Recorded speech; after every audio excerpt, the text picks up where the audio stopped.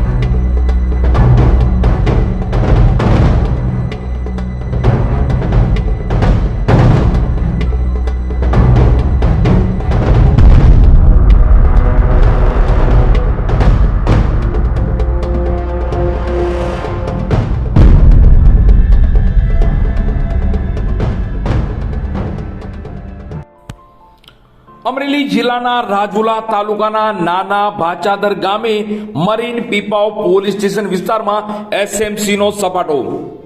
એસએમસીએ 68,65,710 રૂપિયાના વિદેશી દારૂના મુદ્દામાલ જપ્ત કરાયો અને એક બુટલેગરને ઝડપ્યો છે, જ્યારે 8 ફરાર થઈ જવામાં સફળ તેવા સમાચાર પ્રાપ્ત થઈ રહ્યા છે।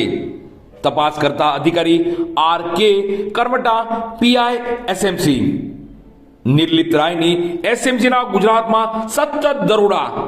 ગુજરાતમાં સતત સ્ટેટ મોનિટરિંગ સેલ દ્વારા દરોડાની કાર્યવાહી કરવામાં આવી રહી છે। અમરેલી જિલ્લાના રાજુલા તાલુકાના પીપાવાવ પોલીસ સ્ટેશનની હદમાં આવતા બચાદર ગામેથી એસએમસીએ ગત મોડી રાત્રિના ઇંગ્લિશ દારૂ ભરેલો ટ્રક ઝડપ્યો છે।